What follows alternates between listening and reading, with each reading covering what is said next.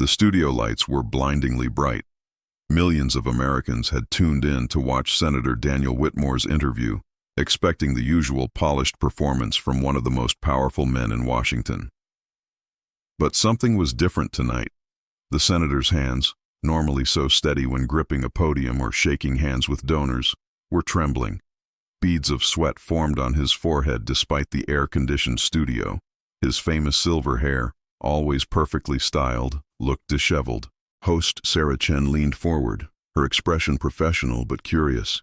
She could sense something was wrong. "Senator Whitmore, thank you for joining us tonight. I know this has been a difficult week for you." Daniel tried to smile, but it came out as more of a grimace. "Thank you for having me, Sarah. I appreciate the opportunity to set the record straight." "Let's get right to it then," Sarah said, shuffling her papers. "The documents released this week suggest that your entire business empire, the foundation of your political career, was built using money that belonged to your wife. Money she claims you took without her knowledge or consent." Daniel's jaw tightened. "Those allegations are completely false.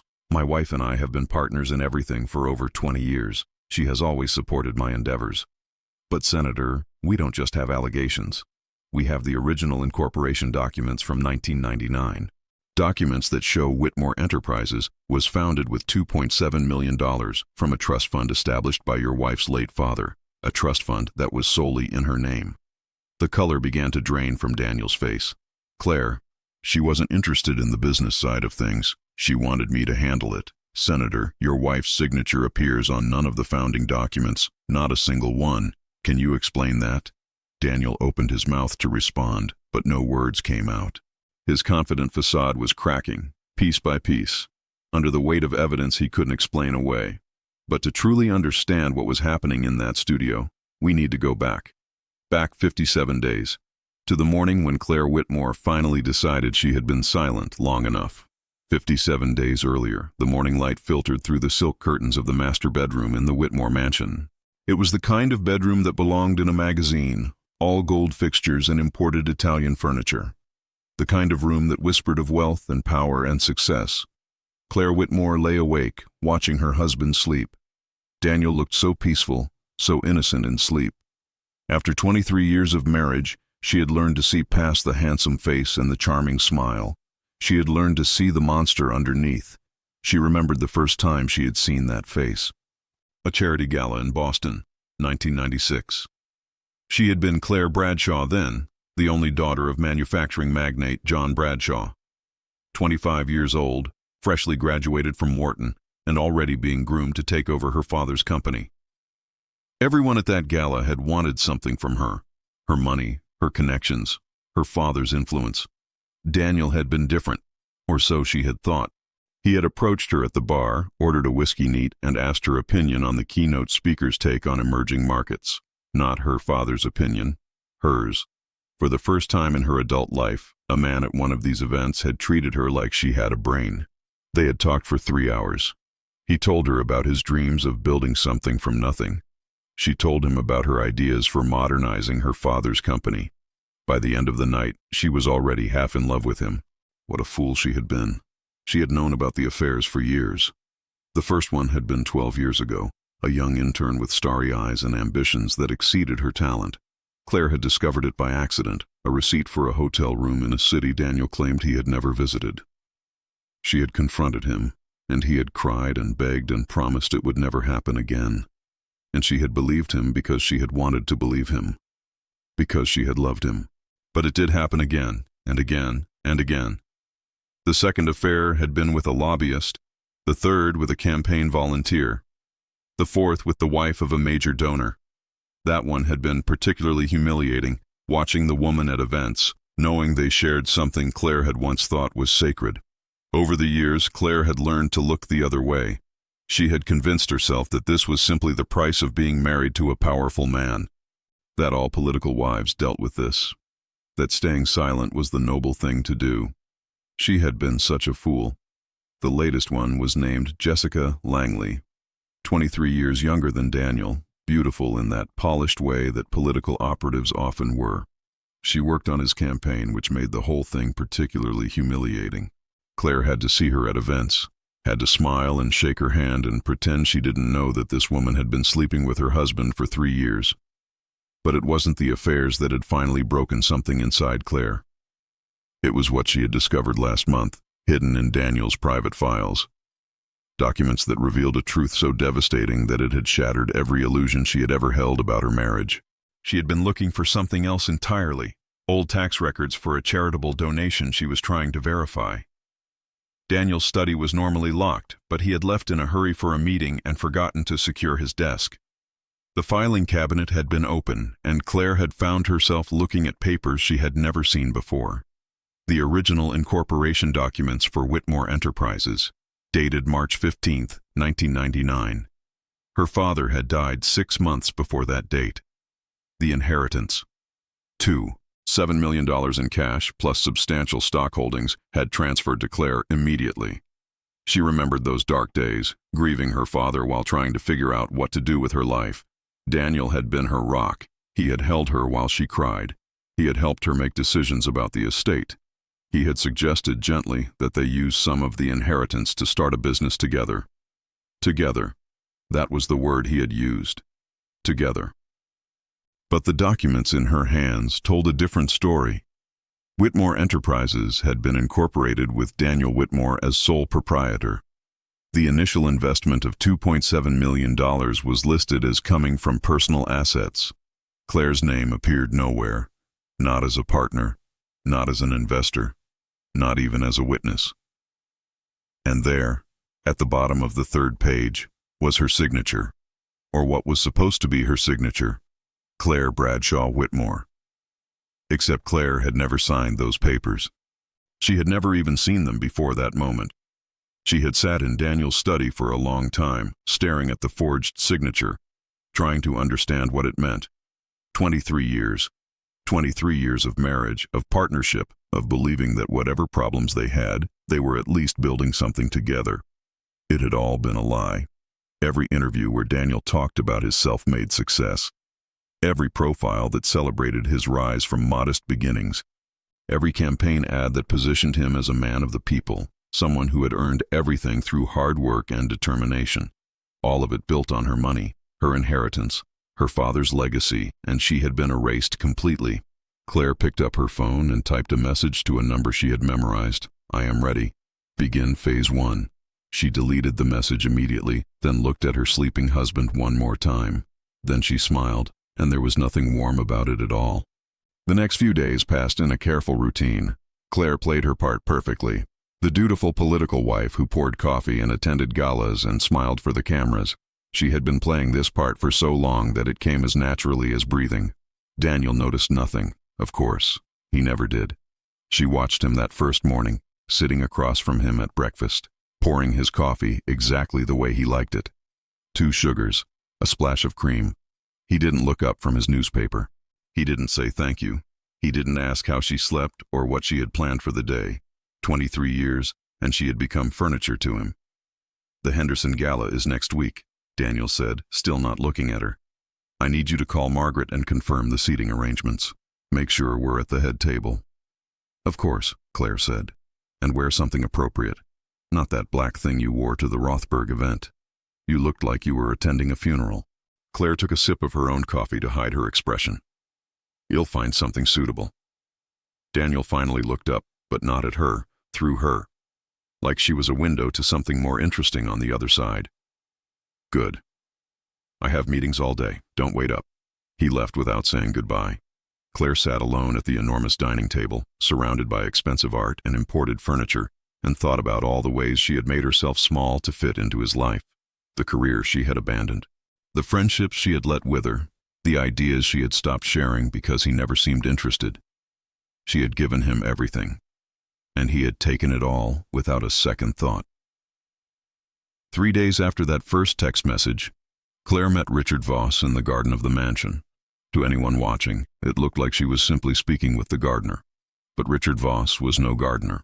He was a retired corporate lawyer, one of the best in the country, and he had been Claire's father's closest friend and legal advisor for 30 years. He was also the only person who knew the full truth about how Whitmore Enterprises had really been founded. Richard had known something was wrong from the beginning. He had advised John Bradshaw on estate planning, and he remembered the conversations about protecting Claire's inheritance. He had been surprised when Claire and Daniel announced they were starting a business together, and even more surprised when Daniel began being interviewed as the sole founder. But Claire had assured him everything was fine, that it was just a PR strategy, that she and Daniel were equal partners behind the scenes. Richard had wanted to believe her, so he had stayed silent for 23 years. "The transfers are complete," Richard said, pretending to examine a rose bush. His voice was low, barely audible. 17 shell companies, all untraceable. Every dollar you're owed is now in accounts under your maiden name. Claire continued pruning, her face perfectly calm. "And the original documents?" "Safe. I made copies of everything before Daniel's people could destroy them.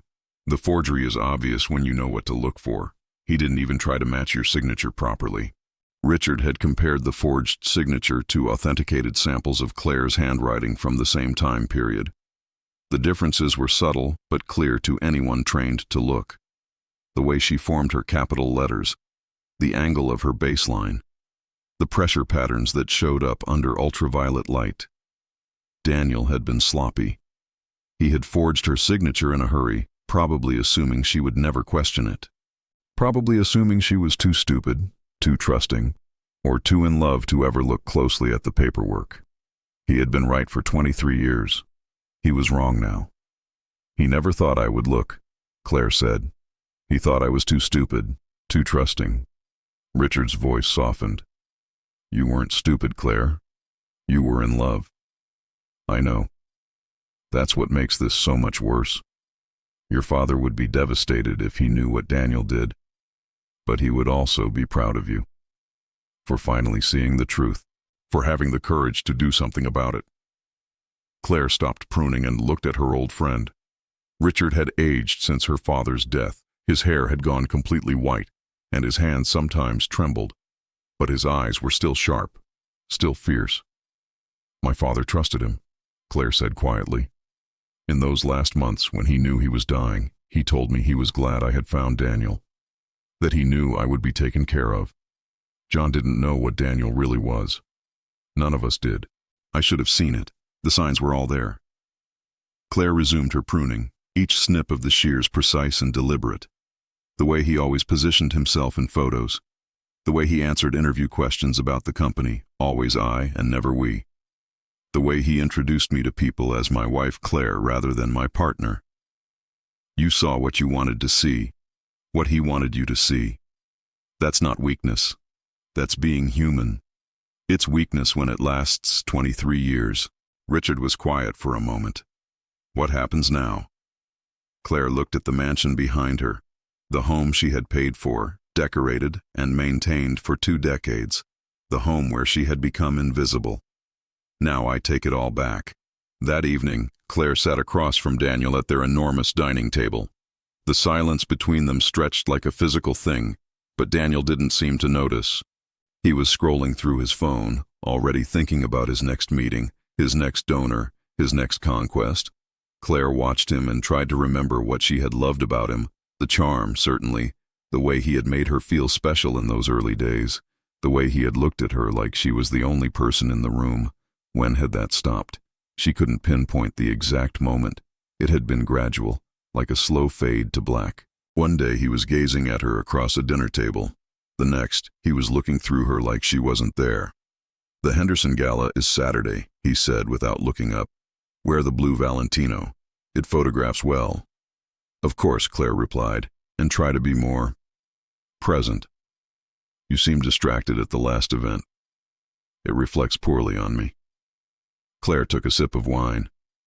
"We wouldn't want that," she said. Daniel finally looked up, but he didn't see the danger in her expression. He never did. To him, Claire was furniture, a prop in the carefully staged production of his life. He didn't know that the prop had learned its own script. The following week, Claire made an unexpected visit. She walked into the coffee shop on the east side of town, the kind of place she would never normally be seen, and slid into the booth across from a woman who froze at the sight of her. Jessica Langley looked like she wanted to disappear into the leather seat. Her hands gripped her coffee cup so tightly that her knuckles turned white. She was prettier up close than Claire had expected. High cheekbones, intelligent eyes, a nervous energy that suggested she was smarter than her position as campaign consultant implied. She was also young. So terribly young. "Mrs. Whitmore, I don't know what you think is happening, but please," Claire interrupted gently. "Call me Claire. And I know exactly what's happening. I've known for 3 years." Jessica's face went pale. I'm so sorry. I never meant to." "Stop. I'm not here to threaten you, Jessica, and am not here to cause a scene. I'm here to offer you a choice." "A choice?" Claire studied the younger woman. She could see the calculation behind Jessica's eyes, assessing the situation, trying to figure out the angle. She was smart. Daniel had always been drawn to smart women. It was one of his few admirable qualities. "Daniel has made you a lot of promises, hasn't he? Told you he was going to leave me. Told you that you were the one he really loved. Showed you documents, maybe, to prove he was serious about the divorce." Jessica's silence was confirmation enough. "Let me save you some time," Claire continued. "Those promises mean nothing. There have been others before you. There will be others after you. Daniel doesn't love you any more than he loved them. He doesn't even love me. Daniel only loves what we can give him." "Why are you telling me this?" "Because you have a choice. You can continue down this path, waiting for promises that will never be kept, and when Daniel decides you're no longer useful, you'll be discarded with nothing. Or you can help me, and when this is all over, you'll walk away with something." Jessica was quiet for a long moment. The coffee shop hummed around them. The hiss of the espresso machine, the murmur of other conversations, the clatter of cups and saucers. Normal life happening while two women decided the fate of a powerful man. "Help you do what?" Jessica finally asked. Claire's smile was thin and cold. "Help me show the world who Daniel Whitmore really is." "And what do I get?" "A clean break. No scandal attached to your name. A reference letter that will open doors in any campaign office in the country. And the satisfaction of knowing you helped take down a man who was using you exactly the same way he used me." Jessica considered this. Claire could see the gears turning. The risk assessment, the cost-benefit analysis. "He told me he loved me," Jessica said quietly. "He told me the same thing. 25 years ago. He was lying then too. How can you be so sure?" Claire looked at the young woman across from her and felt an unexpected pang of something like sympathy. Jessica wasn't the villain here. She was another casualty in Daniel's long war against everyone who trusted him. Because Daniel Whitmore is incapable of loving anyone but himself. He takes. That's what he does. He finds people with something he wants, money, influence, youth, loyalty, and he takes until there's nothing left. Then he moves on to the next source. And you're not angry at me? I was at first. When I first found out about you, I wanted to destroy you. But then I realized something. You're not the disease, Jessica. You're a symptom. Destroying you wouldn't cure anything. It would just let Daniel continue infecting other people." Jessica was silent for a long time. Claire let her think. This was the crucial moment. The pivot point where everything could fall apart or come together. Finally, Jessica spoke. "What do you need from me? Everything he ever promised you. Every lie. Every document he showed you to prove he was leaving me. Every text message. Every email. Every recording you might have." "I have all of it. I kept everything." Claire nodded. "Smart girl. Self-preservation. In politics, you learn to keep receipts. Then we understand each other." Jessica reached into her bag and pulled out a flash drive. She slid it across the table. "Everything's on there. 3 years of promises, 3 years of lies, 3 years of thinking I was special." Claire took the drive and tucked it into her purse. "Thank you, Jessica. Don't thank me yet. Daniel is dangerous when he's cornered. He has connections everywhere. He could bury both of us." Claire smiled. "He can't bury what he doesn't see coming, and Daniel Whitmore has no idea what about to hit him."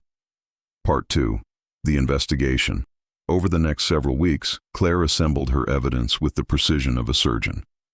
Richard Voss provided the financial documents, the original incorporation papers, the bank records showing exactly where the money had come from.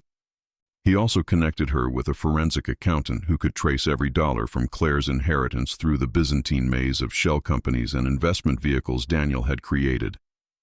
The forensic work took time. Money leaves traces, but Daniel had been careful, or at least he thought he had been. He had layered the transactions, moved funds through offshore accounts, created paper trails that looped back on themselves. But he had made one critical mistake. He had assumed no one would ever look. Claire looked. The accountant's report was 147 pages long.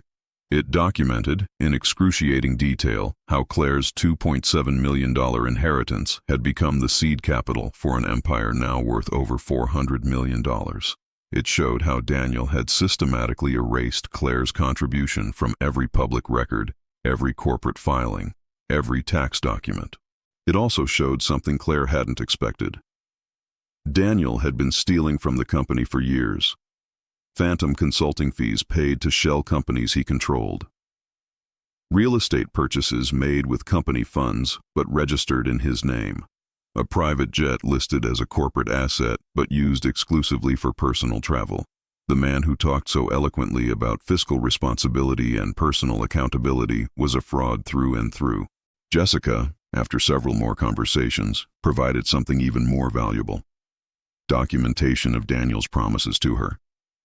Text messages late at night, promising that soon would be now.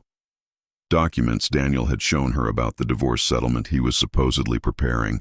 Fake documents, Claire realized, designed to string Jessica along without ever committing to anything. But Claire wasn't satisfied with just proving the affairs or the financial fraud. She wanted more. She wanted everything. It was Marcus, Daniel's chief of staff, who unwittingly provided the final piece.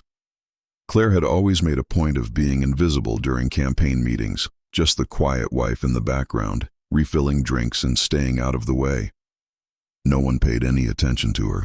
No one noticed when she lingered a little too long near certain conversations, or when her phone happened to be recording.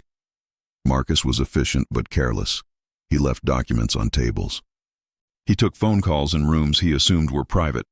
He talked freely in front of just Mrs. Whitmore, never imagining that the invisible woman might be paying attention. The campaign finance violations were worse than she had imagined. Illegal donations from foreign entities laundered through a series of PACs and shell companies. Bribes disguised as speaking fees, contracts awarded to donors in exchange for contributions. A systematic pattern of corruption that went back at least a decade. Daniel had built his career on two foundations, Claire's money and corruption. And Claire intended to burn both foundations to the ground. 50 days before the interview, Claire stood in her private office, a room Daniel didn't know existed, hidden behind a bookshelf in what he thought was a storage closet. She had created this space years ago, during a renovation Daniel had been too busy to supervise. A place that was entirely hers, a place where she could think without being watched. The walls were covered with documents. A massive timeline stretched across one wall, marking every significant event in Daniel's career, every lie, every theft, every betrayal, photographs, financial records, text messages printed and annotated, a visual map of a 23-year fraud. Richard Voss stood beside her, reviewing the latest editions. "You have enough," he said. "More than enough. You could bury him 10 times over with what's here." "I know. So why are you still collecting?" Claire was quiet for a moment. "Because I want to understand." "Understand what?" "How I could have been so blind. How the man I married could turn into this." She gestured at the wall of evidence. "I keep thinking if I find one more piece, he'll finally see the full picture. Finally understand how it happened." Richard put a gentle hand on her shoulder. "Some things can't be understood, Claire. Some people are just broken. In ways that don't show on the surface. He wasn't always like this. I can't believe that. The man I fell in love with was a performance, the most convincing one of his life." Richard's voice was sad but firm. "Daniel Whitmore has been playing a character for so long that I'm not sure there's anything real underneath. Maybe there never was." Claire looked at a photograph from their wedding day.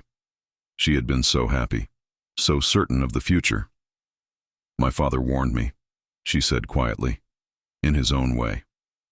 "The week before he died, he made me promise to always trust my own judgment, to never let anyone else define my worth. I thought he was talking about business, but maybe he saw something I didn't. John was a perceptive man. But even he couldn't have predicted how far Daniel would go. No, I suppose not. Claire turned away from the photograph. Sentiment was a luxury she couldn't afford right now. The journalist is ready? Richard nodded. Kate Morrison, investigative reporter at the Tribune. She's been wanting to take down Daniel for years. He killed a story she was working on 3 years ago, pressured her editor, threatened advertisers. She's been waiting for her chance. And she understands the terms. No story until I give the green light. She gets an exclusive, but we control the timing. Good. Claire looked at the timeline on the wall. 50 days stretched ahead of her. 50 days to dismantle a life. One more thing, Richard said. The video. Claire stiffened. What about it? Are you sure you want to use it? Once it's out there, you can't take it back. The video. Claire had almost forgotten about it until she found it in Daniel's study, buried in a box of old cassette tapes. A relic from 1999, back when people still recorded things on magnetic tape. Daniel, young and arrogant, speaking to a friend after a night of drinking. Claire didn't know who the friend was. The camera had been focused on Daniel, sitting in what looked like a hotel room. Claire's money is all that's keeping this dream alive, but she doesn't need to know that. By the time she figures out what's happening, my name will be the only one anyone remembers. She'll never leave me. She loves me too much. And even if she tried, who would believe her? It'll be Daniel Whitmore, the self-made man. She'll just be the woman who pours my coffee. 23 years old, and she had predicted his entire strategy. I'm sure, Claire said, the video is the nail in the coffin. Without it, he can claim everything was a misunderstanding. With it, there's no escape. Hell blame you for keeping it. Hell say you were always planning to destroy him. Claire smiled, but it didn't reach her eyes. I wasn't planning anything. I found the tape by accident, in a box of old conference recordings. I watched it once and couldn't bring myself to watch it again. For years, I told myself it didn't mean what I thought it meant, that he was young and drunk and showing off for his friend. And now I see it for what it was, a confession, a mission statement, the clearest window into who Daniel Whitmore really is. Claire picked up the tape. She had since had it digitized, and held it up to the light. He thought he was safe. He thought no one was watching. And in that moment, with his guard completely down, he showed exactly what he thinks of me. The woman who pours his coffee, the invisible woman, the one who doesn't matter. Claire set down the tape. He was wrong. 45 days before the interview, Daniel was having the kind of day that should have set off alarm bells. Several board members at Whitmore Enterprises had requested an urgent meeting. His lawyer had called 3 times. His campaign manager looked like he was going to be sick. But Daniel Whitmore was not a man who worried about warning signs. He had spent a lifetime believing he was untouchable, and nothing in his experience had ever proven him wrong. He had survived scandals before. The real estate deal that had gone sideways in 2008, the accusations of improper campaign contributions in 2014, the whispers about his personal life that surfaced every few years. Each time he had faced the challenge, adjusted his messaging, and emerged stronger. This would be no different. "What's this about?" he demanded as he walked into the Whitmore Enterprises boardroom. The board chairman, a man named Harrison, who had known Daniel for 20 years, couldn't meet his eyes. Daniel. "Senator, there's been a complication, a serious one." "What kind of complication?" "It seems that the company's founding documents have been, reviewed by outside parties." "Reviewed? By whom? On whose authority?" Harrison finally looked up, and there was something in his expression that Daniel had never seen before. Pity, perhaps, or fear. "They were reviewed by a forensic accountant hired by your wife. And according to those documents, Daniel, you're not the original founder of this company." Daniel felt the ground shift beneath his feet. "That's absurd. I built this company from nothing. Everyone knows that.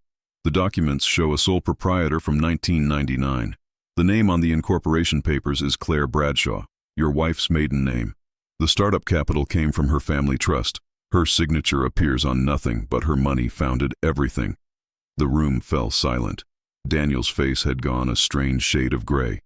"There must be some mistake," he finally managed. Claire, she signed those papers. I remember it clearly. Daniel, your wife has provided handwriting analysis. The signature on the founding documents. It's not hers. It's a forgery, and the forensic experts believe it was forged by you. Daniel's mind raced. He needed to control this, needed to spin it, needed to find the angle that would make this all go away. Harrison, you've known me for 20 years. You know what kind of man I am. Do you really believe I would forge my wife's signature?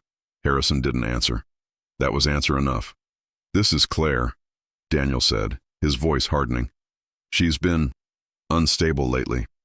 I didn't want to say anything, but she's been struggling with depression, making wild accusations. This is obviously the result of some kind of breakdown. Daniel, he'll get the records from her therapist. He'll prove that she's not in her right mind. This whole thing is a cry for help, and Daniel. Harrison's voice was sharp now. Stop. Daniel stopped. I've known you for 20 years, Harrison continued, but I've known Claire for nearly as long. She's not unstable, she's not crazy, and the evidence she's presented is compelling. Evidence can be fabricated. Not this evidence, not without resources and expertise that your wife doesn't have. Harrison paused. Unless she's been planning this for a very long time. Daniel's stomach dropped. For the first time, a crack appeared in his unshakable confidence. What exactly are you saying, Harrison? I'm saying the board has voted to suspend you as CEO pending the outcome of an internal investigation. Your office will be secured by end of day. Corporate counsel will be in touch about next steps. You can't do this. I built this company. According to the documents, you didn't build anything. You stole it. And until we determine the truth, you're out. Daniel stood in the boardroom, surrounded by men who had once treated him with deference and admiration, and realized for the first time that his carefully constructed world was beginning to crumble. But that was fine. He could fix this. He always fixed things. He just needed to talk to Claire. That night, Daniel tore through his home office like a man possessed. Files flew everywhere. Cabinets were emptied onto the floor. He was looking for something, anything, that could prove his version of events. The original documents had to be somewhere. Documents Claire had actually signed. Documents that would prove he was the rightful founder, that her money had been a gift, that everything he had told the world for 23 years was true. But the more he searched, the more he realized a terrible truth. Those documents didn't exist. They had never existed. Claire watched from the doorway, her face perfectly composed. Looking for something, darling?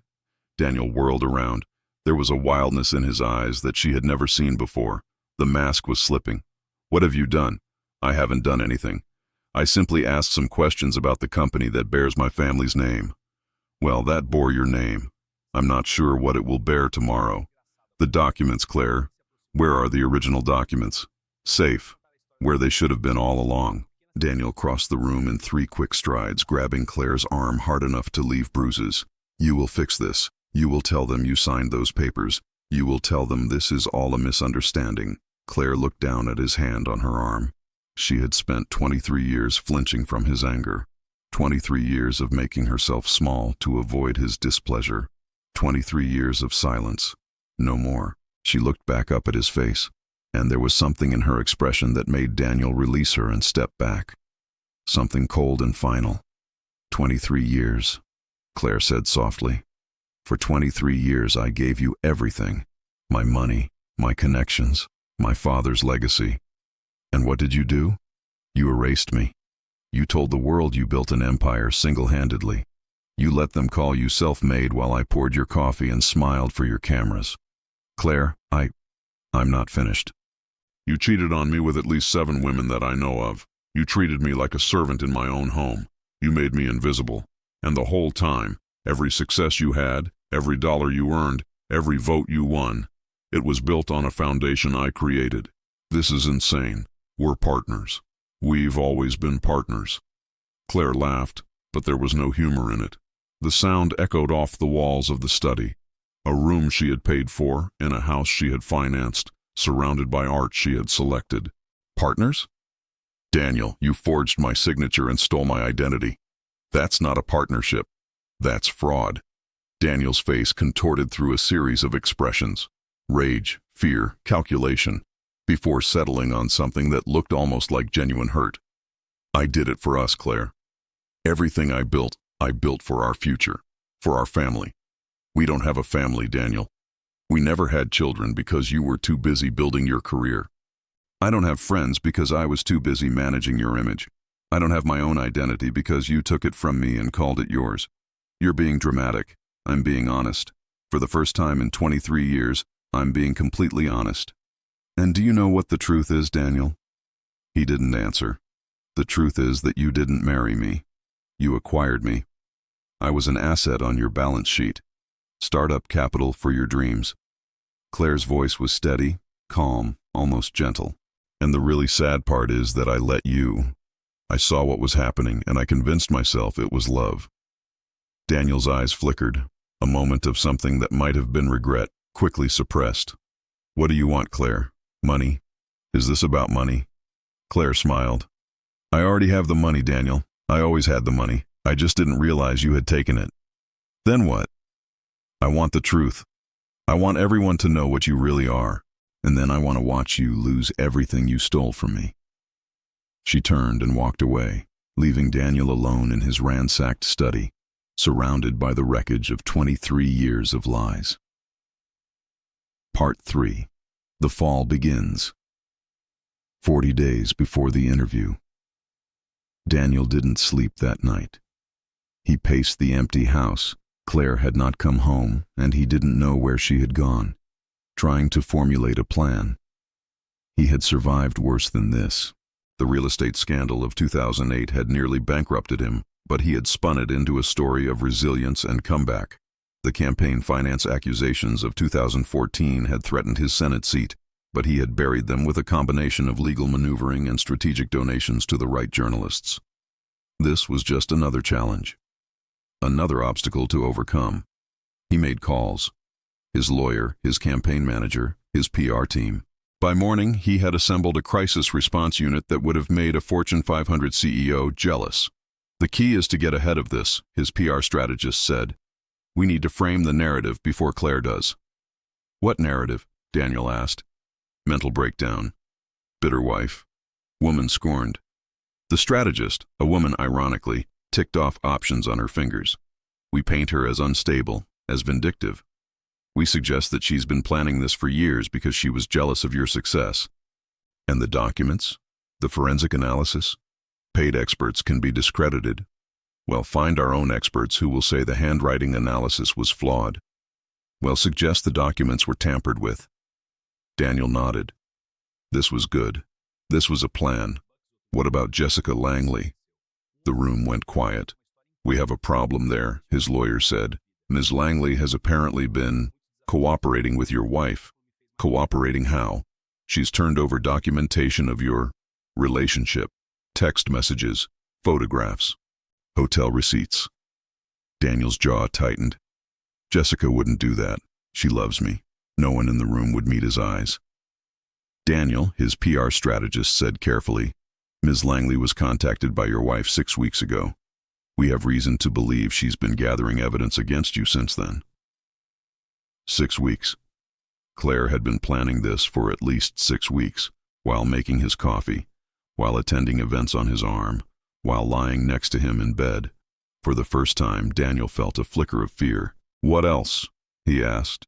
What else does Claire have? More silence, more averted gazes. Mr. Whitmore, his campaign manager said quietly, I think it would be best if you told us. What else is there? Daniel looked at the faces around the table. Professionals, experts, people paid handsomely to protect him and his image. He thought about the campaign finance violations that Marcus had been managing, the donations from foreign entities that had been laundered through shell companies, the contracts awarded to donors in exchange for contributions. He thought about the women, not just Jessica, but the others, the intern from 12 years ago who had signed an NDA in exchange for a substantial payment, the lobbyist who had threatened to go public until his lawyer made the problem disappear, the donor's wife who had developed an inconvenient attachment. He thought about the business deals that hadn't been strictly legal, the insider information he had received from friendly regulators, the stocks he had traded on tips from lobbyists. 23 years of building an empire, and every brick was covered in mud. Nothing, Daniel said. There's nothing else, just the stuff about Claire and Jessica. His lawyer didn't look convinced, but he nodded anyway. Then we proceed with the plan. Discredit Claire, bury the documents, pay off anyone who might talk. Daniel nodded. This would work. It had to work. But for the first time in his life, a small voice in the back of his mind whispered that maybe, just maybe, he had finally gone too far. 35 days before the interview, the walls were closing in on Daniel Whitmore, and he was only beginning to realize it. First, the board of Whitmore Enterprises voted to suspend him as CEO pending the outcome of an internal investigation. Then the SEC announced it was looking into irregularities in his campaign finances. Then, one by one, his major donors began quietly withdrawing their support. Through it all, Claire remained in the house, playing her role with perfect precision. She attended public events on his arm, smiling for the cameras as if nothing was wrong. She answered reporters' questions with practiced non-answers. To anyone watching, she was standing by her man, but Daniel knew better. He saw the coldness behind her eyes. He noticed the way she watched him, not with anger or hurt, but with something worse. Patience. She was waiting, watching him struggle, enjoying the show. "Why are you doing this?" he demanded one night, cornering her in the kitchen. "Why not just leave? Take your money and go." Claire continued preparing her tea as if he hadn't spoken. "I asked you a question," Daniel said, his voice rising. "I heard you." Claire finally turned to face him. "I'm not leaving because I'm not the one who did anything wrong. This is my house, bought with my money. This is my company, founded with my inheritance. You're the intruder here, Daniel, not me. You'll destroy us both. Your reputation, your social standing, everything you've built. Everything I've built." Claire's voice was ice. "I've built nothing. According to the narrative you've been selling for 2 decades, I'm just the supportive wife, the good hostess, the woman who keeps the house running while her brilliant husband conquers the world." She set down her teacup with a deliberate clink. "I think it's time the world knew the truth." 25 days before the interview. Jessica's apartment building was modest, a sharp contrast to the penthouse suites where they had conducted their affair. Daniel had never been here before. Jessica had always come to him, meeting at hotels and campaign properties, convenient and discreet. Now he stood at her door, desperate and humiliated. Jessica opened the door but didn't invite him in. She stood in the doorway, arms crossed, her expression closed and cold. "I need those papers I gave you," Daniel said without preamble. "The divorce documents, the financial projections I showed you." "What papers?" "Don't play games with me, Jessica. This is serious. I need them back." "I don't have any papers, Daniel. I never had any papers." Daniel studied her face and saw the truth there, the careful blankness, the guarded eyes, the way she positioned her body to block the doorway. "She got to you," he said slowly. "Claire got to you. Claire showed me the truth. She showed me what you really are. And what is that? A liar, a fraud, a man who makes promises he never intends to keep." Jessica's voice hardened. "You were never going to leave her, were you? All those documents you showed me, all those plans for our future together, they were just another con, another way to keep me on the hook." Daniel reached for her arm. "Jessica, please. We can work this out. I love you." She pulled away. "You don't love me. You don't love anyone. Claire was right about that. She's manipulating you." "No, Daniel. You manipulated me. For 3 years. Claire is the only person who's told me the truth since this whole thing started." Jessica's voice cracked, and for a moment Daniel saw the hurt underneath the anger. "Do you know what she said to me? She said I wasn't the disease. I was a symptom. And you know what? She was right. It'll destroy you. Both of you. You can't destroy what you've already thrown away." She closed the door in his face. Daniel stood in the hallway for a long moment, staring at the closed door, feeling the last of his defenses crumble. He told himself it didn't matter. He told himself he could still fix this. He told himself he was Daniel Whitmore, and Daniel Whitmore always won. But the voice in the back of his mind was getting louder now. The voice that whispered maybe he had finally met an opponent he couldn't beat. 20 days before the interview, Daniel called his lawyer from his car, parked in the underground garage of his office building. Even his own phone felt compromised now. He didn't know who Claire had gotten to, who was feeding her information. The walls were closing in. "We have another problem," his lawyer said. Daniel laughed bitterly. "Of course we do." "What now?" "The SEC investigation is accelerating. They've subpoenaed financial records going back 15 years, and they're asking questions about specific transactions. Transactions they shouldn't know about, Claire, almost certainly. But it doesn't matter how they know. What matters is that the documents they're requesting will show irregularities. Irregularities. Campaign finance violations. At least $4 million in illegally laundered donations." Daniel closed his eyes. "What are our options?" "Legally, fire every executive who had knowledge of the schemes. Cooperate fully with the investigation. Pray for a plea deal that keeps you out of prison. And politically? There is no political option, Daniel. You're done. The party is already distancing itself from you. 3 senators have publicly called for you to resign." Daniel sat in his car, phone pressed to his ear, and tried to process what was happening. 23 years of building an empire. 23 years of climbing, scheming, winning. And now it was all falling apart because of a woman he had dismissed as furniture. There has to be another way. The only other way is to get ahead of this. Go public before they do. Control the narrative. What kind of narrative? The truth, Daniel. Or some version of it. You could claim you didn't know about the campaign finance violations, that subordinates acted without your knowledge. You could admit the affair and throw yourself on the mercy of the public, a flawed man seeking redemption. You could even try to reconcile with Claire, present a united front. She'll never agree to that. Then you're out of options. His lawyer's voice was tired. "I'm sorry, Daniel. I've gotten you out of a lot of scrapes over the years. But this one, I don't see a way out." Daniel ended the call and sat in the darkness of the parking garage for a long time. For 23 years, he had been the smartest person in every room, the one who saw angles no one else could see, the one who always had a plan. Now, for the first time, he had no plan at all. 15 days before the interview. The first story broke on a Tuesday morning. Whitmore Empire built on fraud. The headline screamed, "Wife's money, forged documents at foundation of senator's success." By Wednesday, every major news outlet in the country had picked up the story. By Thursday, the hashtag #WhoIsClaireBradshaw was trending on every social media platform. By Friday, Daniel Whitmore's political career was effectively over. The story had everything: betrayal, fraud, a powerful man brought low by his own hubris. But what captured the public's imagination most was Claire herself. For 20 years, she had been invisible, just another political wife in the background of her husband's success. Now, suddenly, the world was seeing her in a new light. The forensic accountants revealed that Claire Bradshaw had been one of the most successful businesswomen of her generation before her marriage.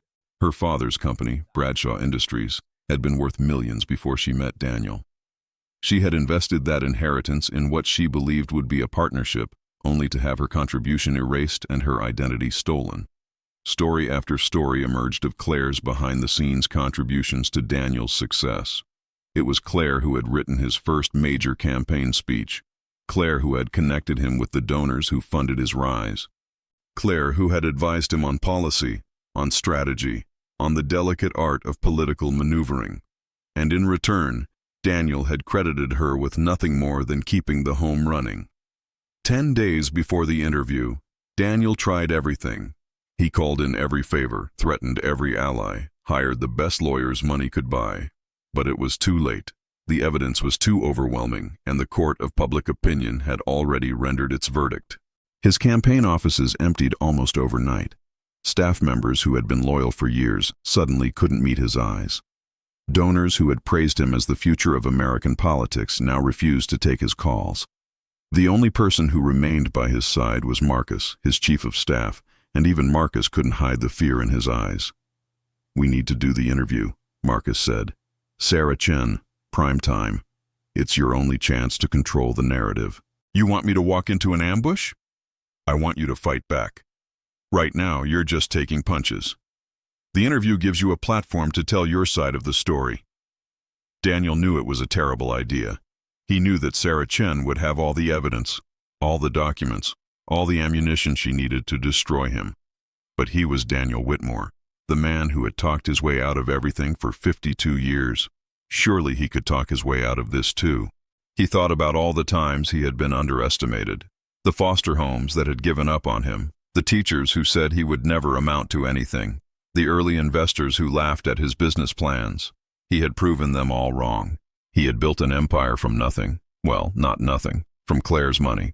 But he had been the one with the vision, the drive, the ambition. He had taken her resources and turned them into something extraordinary. Wasn't that worth something? Didn't that count for anything? Fine, he said. Set it up. He'll do the interview. Marcus looked like he wanted to argue, but he just nodded and left to make the call. Daniel sat alone in his office, his former office since he was technically on suspension, and practiced his lines. He had been working on a new narrative, one that might salvage something from this disaster. Yes, Claire had provided the initial capital, but it had been his vision, his leadership, his genius that had turned that capital into a multi-billion-dollar empire. Claire had been a partner. Of course she had been a partner. But she had always been content to stay in the background. The paperwork was just a formality, an oversight. Surely no one would condemn him for a few clerical errors made in the excitement of starting a new business. It was a weak story. Daniel knew it was weak, but it was all he had left. Part 4. The Interview. The night of the interview. The studio was exactly as Daniel remembered from his previous appearances. The same uncomfortable chairs, the same blazing lights, the same army of crew members moving silently behind the cameras. But everything felt different now. The crew members who had once fawned over him now avoided his gaze. The production assistants who had once laughed at his jokes now whispered to each other when they thought he wasn't looking. Daniel Whitmore was no longer a powerful senator to be courted. He was a spectacle to be witnessed. Sarah Chen greeted him with professional courtesy, nothing more. She had been a thorn in his side for years, always asking the inconvenient questions, always pushing for answers he didn't want to give. Now she had the biggest story of her career, and she wasn't going to let it slip away. Senator Whitmore, thank you for joining us. Are you ready? I was born ready, Daniel said with a smile that felt hollow even to him. The countdown began. 5, 4, 3, 2, 1. The lights went up, the cameras rolled, and Daniel Whitmore stepped onto the stage for the performance of his life. Good evening, Sarah Chen, and tonight we have an exclusive interview with Senator Daniel Whitmore. Senator, thank you for being here. Thank you for having me, Sarah. Let's get right to the heart of the matter. Allegations have emerged that your business empire was built using money that belonged to your wife, Claire Whitmore. Money you took without her knowledge. Can you tell us what happened?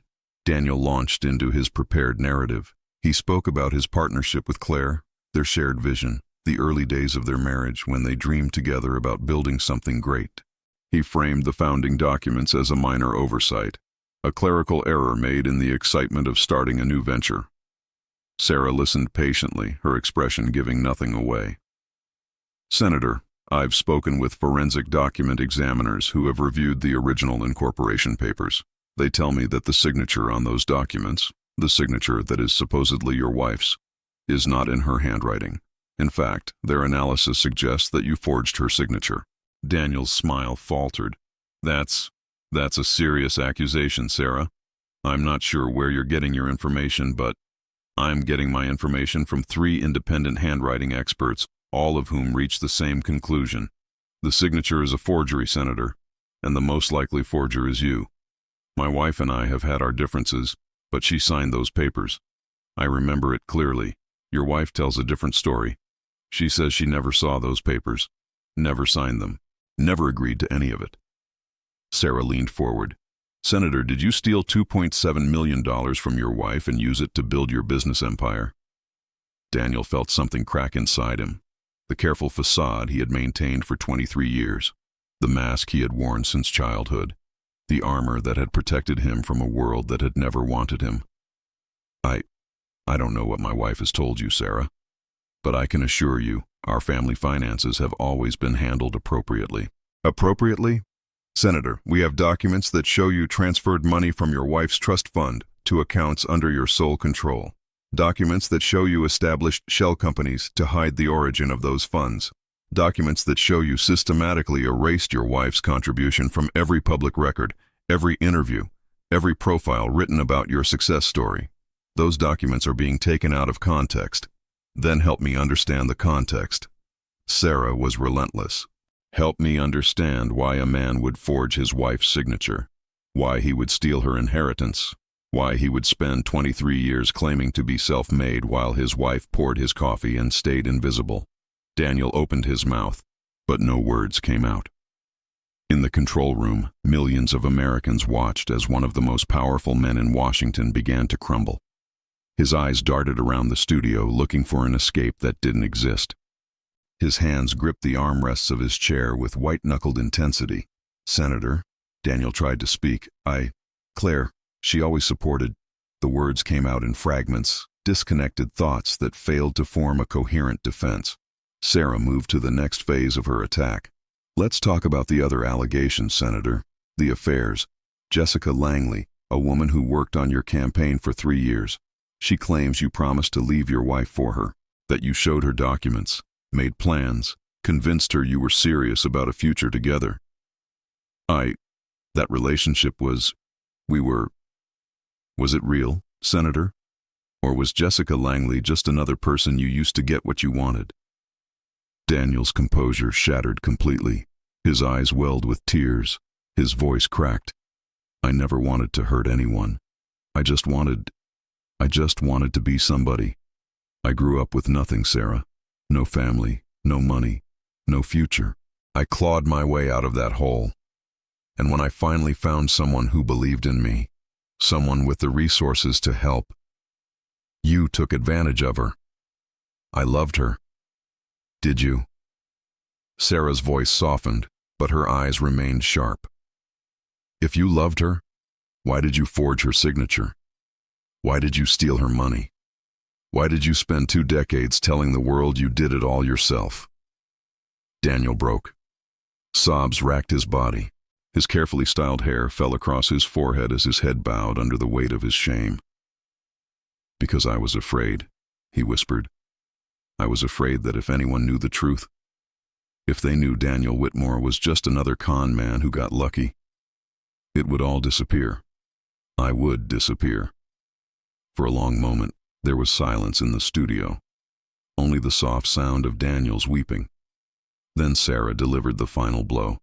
"Senator, earlier this week we obtained a videotape from 1999. In that tape, you are speaking to an unidentified individual about your plans for Whitmore Enterprises. Would you like to explain what you said?" Daniel's head snapped up. His tear-stained face went pale. "Video? What video?"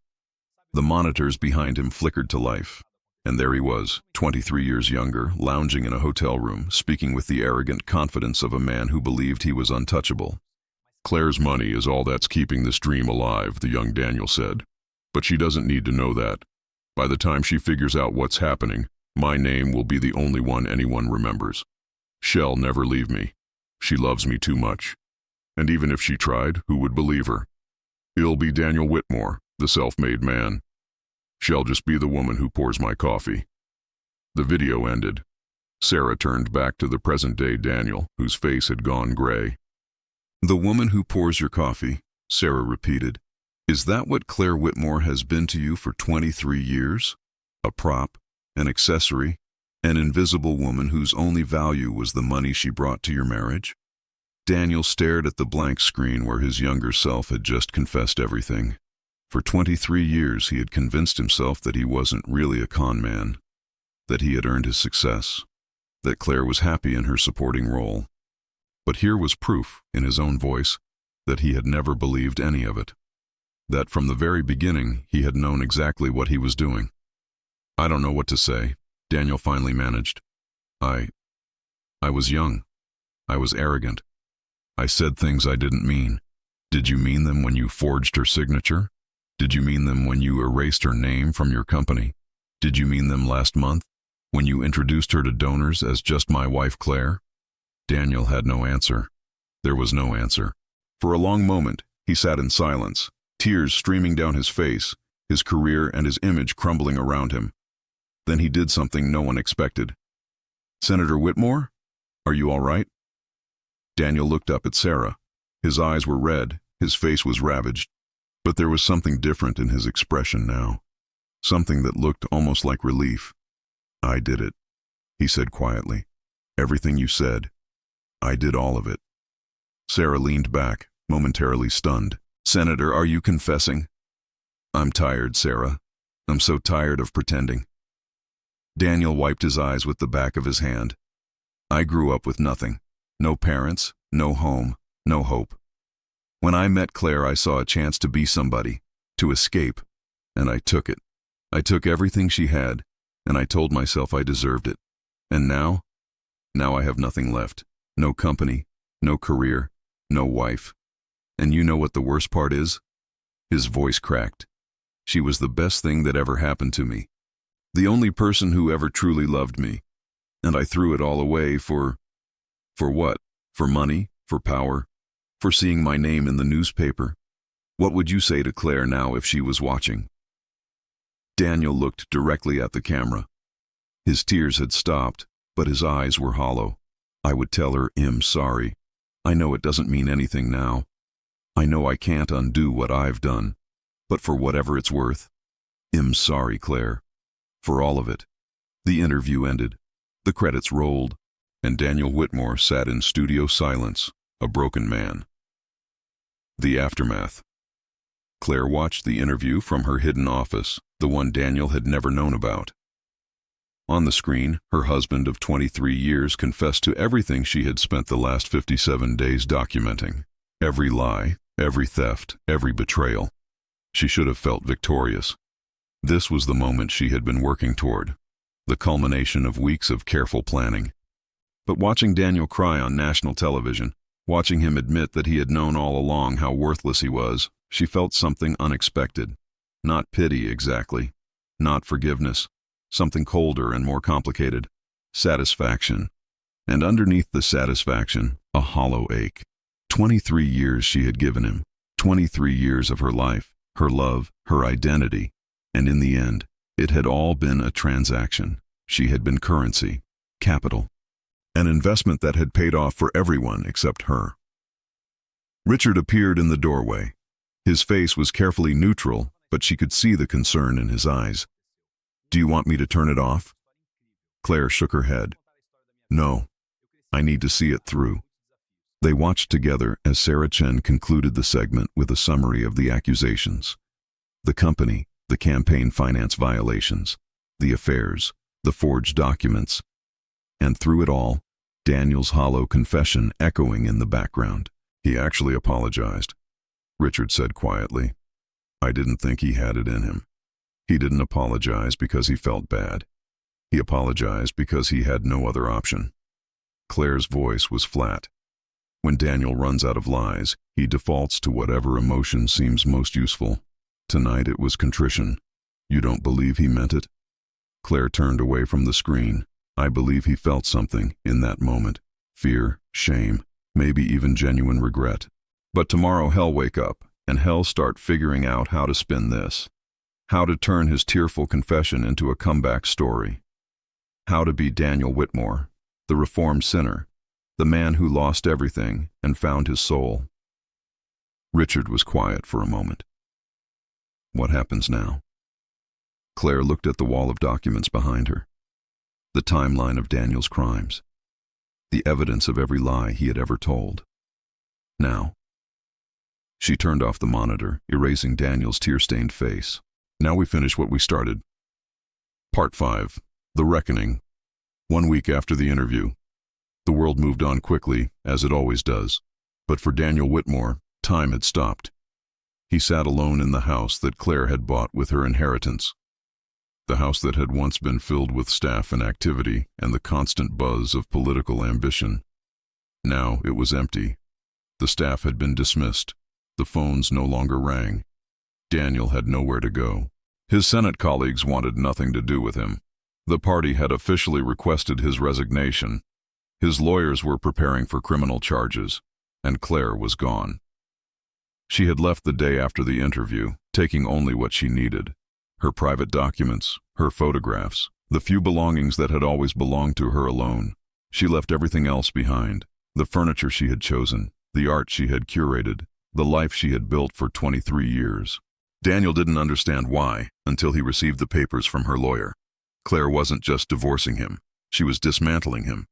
The forensic accountants had traced every dollar of her inheritance through the Byzantine maze of shell companies and investments Daniel had created. They had documented how her $2.7 million had grown into a $400 million empire. And they were claiming it all, not half, all. The argument was simple. Daniel had used Claire as an investor without her knowledge or consent. He had forged documents to exclude her from ownership. Every dollar the company had ever made was built on a foundation of fraud. Claire wasn't asking for a divorce settlement. She was asking for restitution. Daniel's lawyers told him he had no defense. The evidence was overwhelming. The public confession on national television had sealed his fate. He was going to lose everything. Daniel wandered through the empty house like a ghost. He stopped in front of a mirror and studied his reflection. The confident politician, the charmer, the man who had conquered every room he entered. Where had he gone? The face in the mirror looked old, defeated. The famous silver hair was disheveled. The piercing blue eyes were red-rimmed and hollow. The smile that had won elections and seduced donors was nowhere to be seen. "This is what I'm worth," Daniel said to his reflection. Nothing. For his entire life, Daniel had defined his worth by what he could take from others. Money, power, status, love.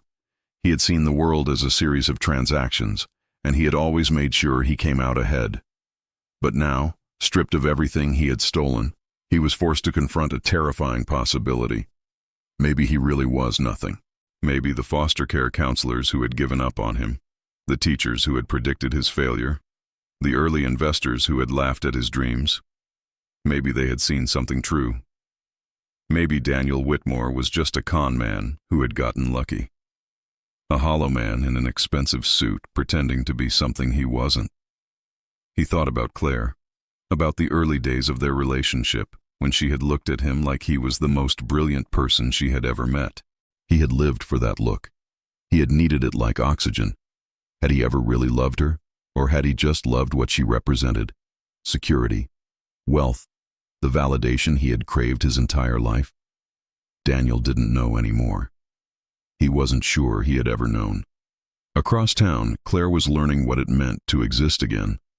For 23 years, she had structured her life around Daniel's needs, his schedule, his preferences, his ambitions. Her own identity had been buried so deeply that she wasn't sure what was left. Now, staying in Richard's guest house while her lawyers sorted through the wreckage of her marriage, she was beginning to remember. She unpacked boxes that had been in storage since before her wedding. Photographs from her time at Wharton, when she had been Claire Bradshaw, top of her class, destined for great things. Business plans she had written for her father's company, full of ideas that had never been implemented. Letters from friends she hadn't spoken to in decades. One by one, she laid out the pieces of the woman she had been before Daniel. She found a journal from 1995, the year before she met him. The entries were full of ambition and confidence. She had been planning to take over Bradshaw Industries. She had ideas for expansion, for modernization, for making the company a leader in sustainable manufacturing. What happened to that woman, Claire wondered. How did she disappear so completely? But she knew the answer. That woman hadn't disappeared. She had been systematically erased. Every idea she shared with Daniel became his idea. Every success she contributed to became his success. Every piece of herself she gave away was absorbed into the monolith of his ego until there was nothing left. Claire's phone buzzed. A text from Sarah Chen. Interview requests are pouring in. Would you like to tell your side of the story? Claire looked at the message for a long time. For 23 years, she had been silent. The good wife, the invisible woman, the supporting player in someone else's story. Maybe it was time to tell her own. 3 weeks after the interview, Claire's interview with Sarah Chen broke ratings records. Unlike Daniel's tearful confession, Claire's interview was calm, controlled, and devastating. She laid out the facts with the precision of the businesswoman she had once been. She showed documents. She explained timelines. She described in quiet detail what it felt like to be erased from your own life. "I spent 23 years being invisible," she told Sarah. "Not invisible to the public. That's normal for political spouses. Invisible to my own husband. Invisible to myself. When did you first suspect something was wrong?" Looking back, the signs were always there. Daniel never asked my opinion. He never credited my contributions.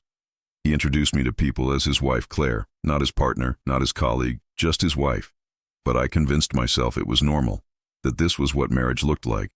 What changed? I found the documents. Claire paused. But I think the real answer is that I finally stopped making excuses for him. I finally let myself see what was right in front of me. "Do you regret not leaving sooner?" Claire considered the question carefully. "I regret the years I lost, the career I abandoned, the friends I pushed away. But I don't regret staying until I had the evidence I needed. Daniel was too powerful, too connected to be beaten by accusations alone. I needed proof, and now I have it. What do you want from all of this?" "I want my name back. I want the world to know that Daniel Whitmore didn't build an empire from nothing. He built it from my family's legacy, without my knowledge or consent. I want every article that calls him a self-made man to include a footnote explaining that the self he made was built on stolen foundations. And what about the money? The assets? The company?" Claire smiled. "Those are just means to an end. The money was never what this was about. Then what was it about? Control. For 23 years, Daniel controlled the narrative, the finances, the relationship. He decided what story the world heard. He decided what version of me people saw." Claire leaned forward, him taking that control back, not because I want his money, but because the money is the only way to prove what he did. Without the money trail, this would just be he said, she said. With it, the world can see exactly how he operated.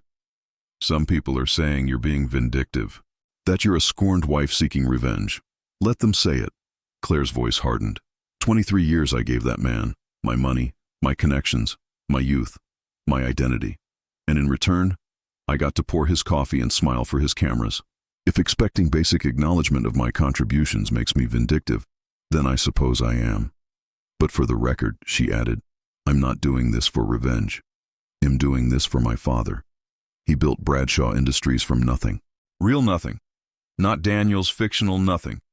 He worked 60-hour weeks until his last day. And when he died, he trusted that his legacy would be in good hands. Daniel stole that legacy and erased my father's name from it. This is about setting the record straight. The interview had the effect Claire intended. Public opinion, already tilted against Daniel, consolidated firmly in her favor. Donations poured in for Claire's legal fund. Not that she needed them, but the gesture was meaningful. Former business associates who had dismissed her for years now reached out to offer support. Women she had never met wrote letters thanking her for speaking out, and Jessica Langley, the woman Daniel had been using for 3 years, became something unexpected, an ally. They met for coffee 3 weeks after Claire's interview aired. The conversation was awkward at first. They were, after all, the wife and the mistress, but they found common ground quickly. He talked about you sometimes, Jessica admitted. When we were together, he would complain about how you didn't understand his ambitions, how you held him back, how you weren't passionate enough. Passive, Claire suggested. The word he usually used was passive. Yes, that was it. Passive. Jessica shook her head. I believed him. I thought I was giving him something you couldn't, something more intense, more exciting. And what do you think now? I think he was playing us against each other, making me feel special by putting you down, making you feel inadequate by leaving you for someone brighter and shinier. It was all manipulation. The oldest trick in the book, Claire agreed. Make 2 women compete for his attention so neither of them notices they could compare notes. I should have seen it sooner. We both should have. They sat in silence for a moment, 2 women bound together by a man who had used them both. What happens to you now? Claire asked. I don't know. My career in politics is over. No one's going to hire the other woman. Jessica laughed bitterly. But maybe that's a blessing in disguise. I never really wanted to be a politician anyway. I just wanted to matter. And now?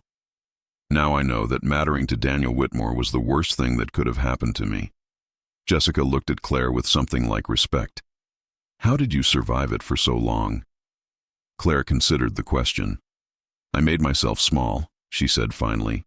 Small enough to fit in the spaces he left for me. Small enough not to threaten his ego. Small enough to be invisible. And now? Now I'm learning to take up space again. It's harder than I expected.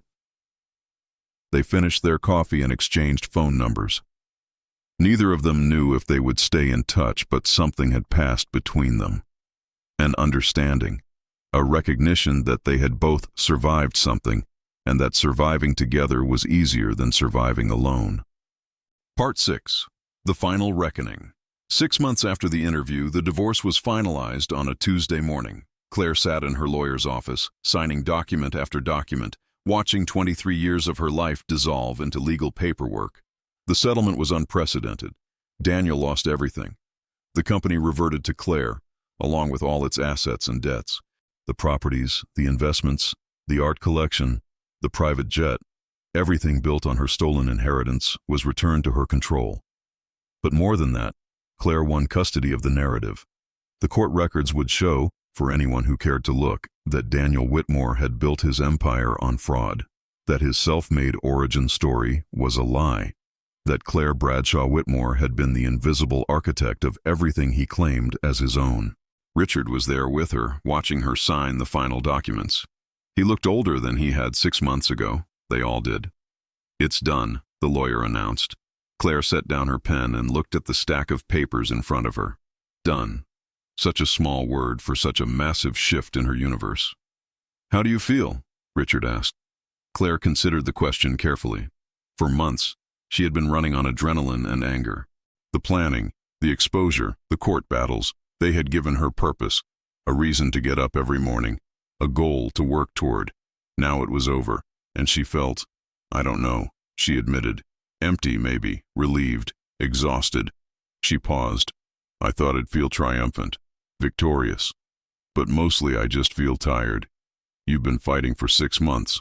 Longer than that, really. It's natural to feel drained. It's more than that. Claire stood and walked to the window. The city stretched out below her, millions of people going about their lives, unaware that her world had just ended and begun again. I spent 23 years of my life on that man. 23 years of trying to be what he needed. 23 years of making myself invisible.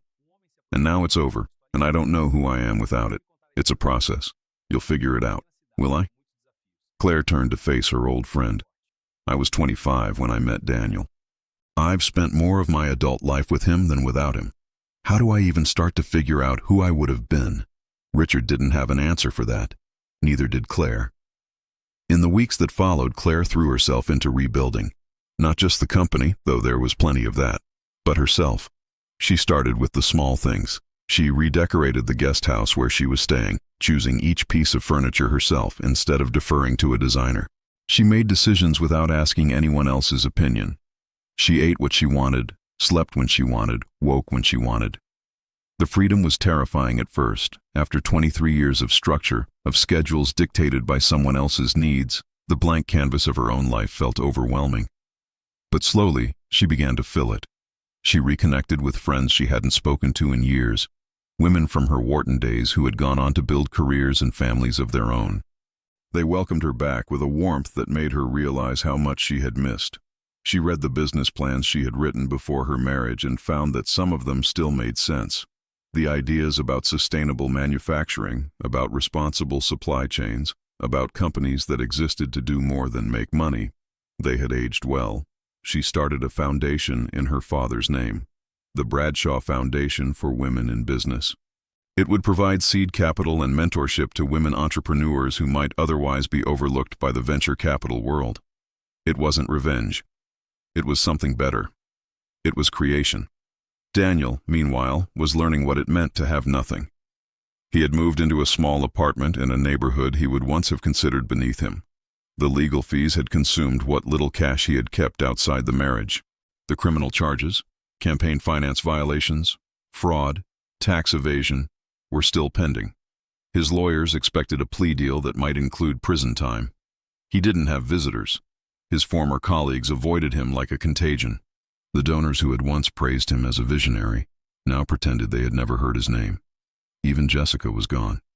She had moved to California, started a new career in nonprofit management, and changed her phone number without telling him. Daniel was alone. He spent his days watching news coverage of his fall. The talking heads dissected his crimes, his psychology, his pathetic childhood. They brought in experts to explain what kind of person does what he had done. They debated whether he was a sociopath, a narcissist, or simply a product of a system that rewarded ruthlessness. Sometimes he agreed with them. Sometimes he thought they had no idea what they were talking about. Mostly, he thought about Claire. Not Claire, his victim. Not Claire, his accuser, but Claire, his wife. The woman who had looked at him 25 years ago like he was worth something, like he had value beyond what he could take. He had thrown that away. He had taken her love and used it as capital, invested it in schemes that had nothing to do with her and everything to do with his own hunger. And now she was gone, and he couldn't even remember what her love had felt like. 3 months after the divorce, Claire stood in the lobby of the building that had once housed Whitmore Enterprises. It was called something else now, Bradshaw Capital, a nod to her father and to the woman she was rediscovering. The staff had changed, the culture had changed, the mission had changed. Claire was building something new on the ruins of what Daniel had stolen, and she was doing it her way this time. But she still felt the weight of the past when she walked through these halls. The ghost of the woman she had been, invisible and obedient, lingered in these spaces. Sometimes, turning a corner, she almost expected to see herself from 20 years ago, young and hopeful, and about to make the biggest mistake of her life. Mrs. Whitmore? Claire looked up. Emily, her new assistant, was hovering in the doorway. Ms. Bradshaw, Claire corrected gently. I went back to my maiden name. Right. Sorry. Ms. Bradshaw, you have a visitor. Claire's eyebrows rose. She wasn't expecting anyone. Who is it? Emily hesitated. It's Senator Whitmore. I mean, former Senator Whitmore. Mr. Whitmore. Claire's expression didn't change, but something cold settled in her stomach. Tell him I have nothing to say. He says it's important. He says he's not here to cause trouble. He just wants to talk.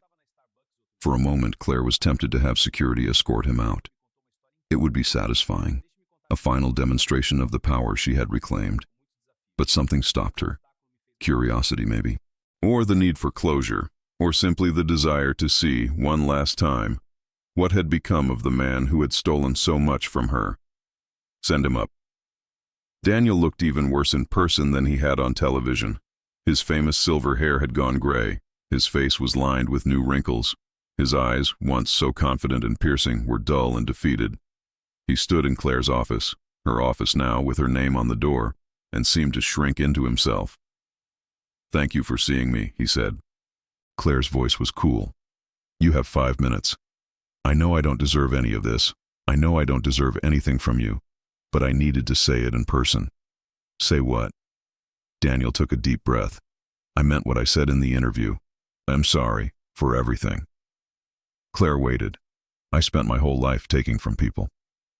Daniel spoke slowly, carefully, like someone reciting a confession they had practiced many times. I told myself it was survival, that the world owed me something because it had dealt me a bad hand. But the truth is, I was just broken. In some fundamental way I don't understand. Why are you telling me this? Because I need you to know that it wasn't you. It was never about you. Daniel looked at her, and for the first time in their 23 years together, she saw something that might have been genuine, something vulnerable and raw. You were the best thing that ever happened to me, Claire. You were kind and patient and smart and beautiful, and I spent decades treating you like a resource to be exploited. And I'm sorry. I know that doesn't mean anything. I know it doesn't fix what I did. But I'm sorry. Claire studied him, the hollow eyes, the defeated posture, the crumpled suit that no longer fit properly. This was the man she had loved, the man she had built a life around, the man she had given everything to, and now he was nothing.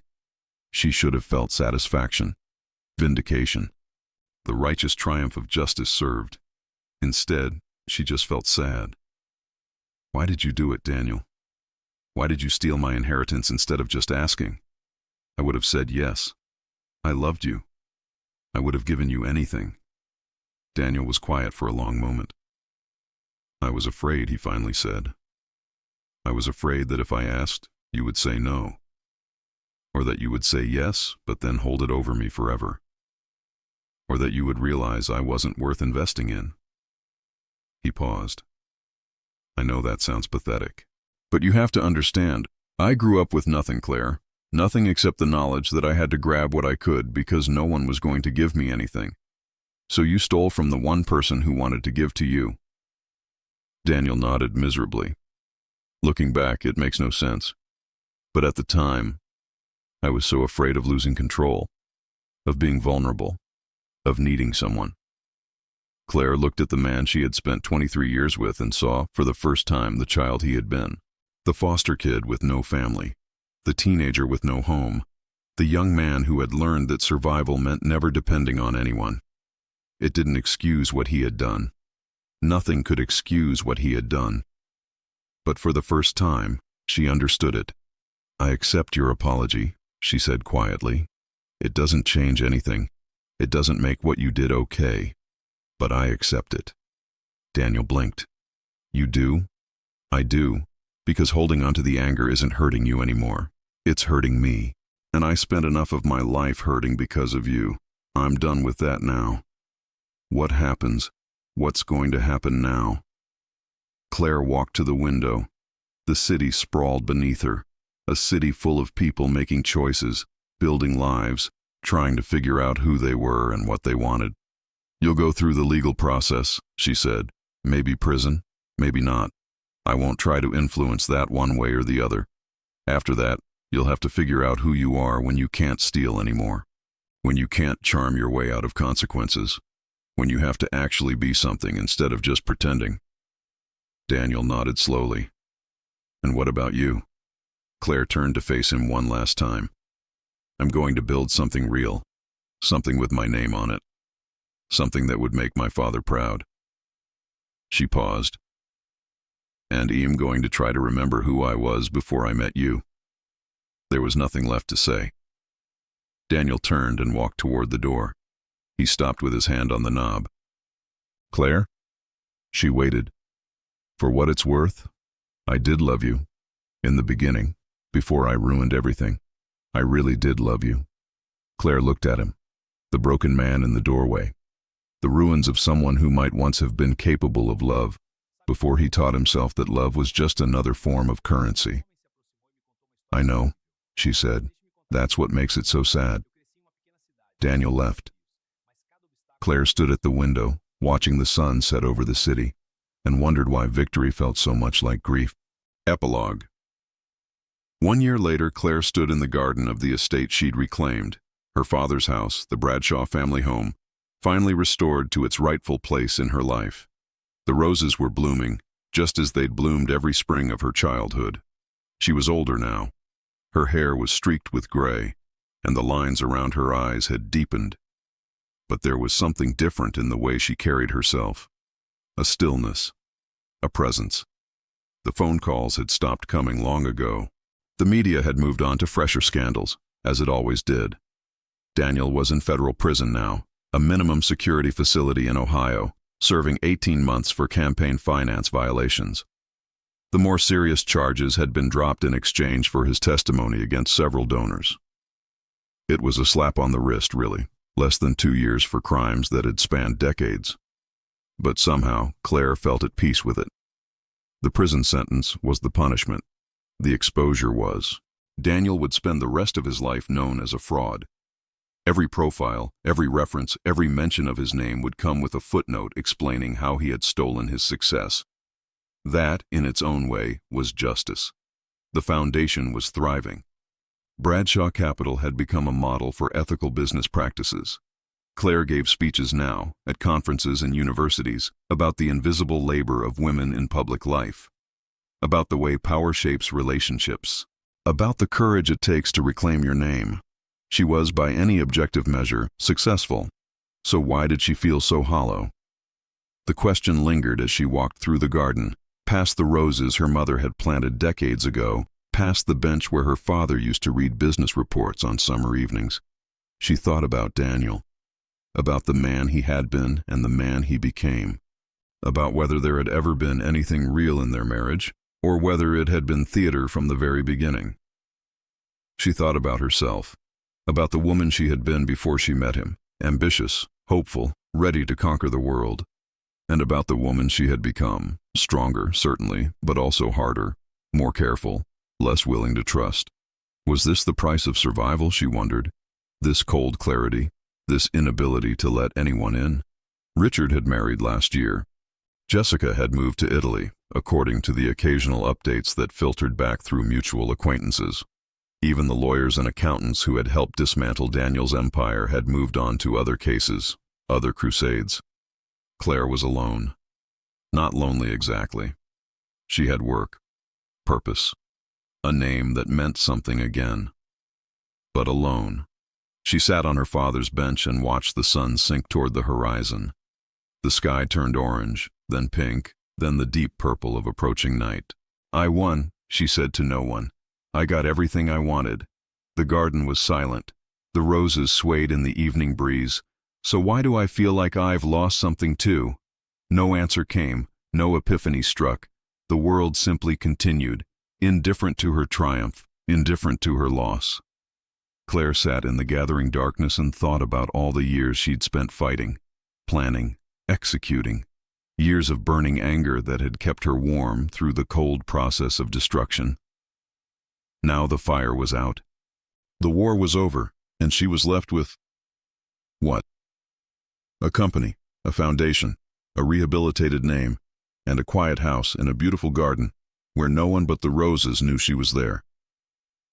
Somewhere in a minimum security prison in Ohio, Daniel Whitmore was learning what it meant to have nothing, to be no one, to exist without power or privilege or the ability to charm his way out of consequences.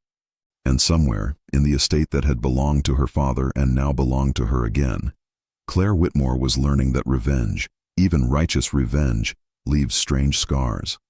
That the fire that burns down your enemy's house can also burn something inside you. That winning and healing are not the same thing. She looked up at the first stars appearing in the darkening sky. What now? She asked the universe. The universe, as always, declined to answer, but the roses kept blooming. And the foundation kept helping women find their voices, and the company kept building something real. Perhaps that was enough. Perhaps that would have to be enough.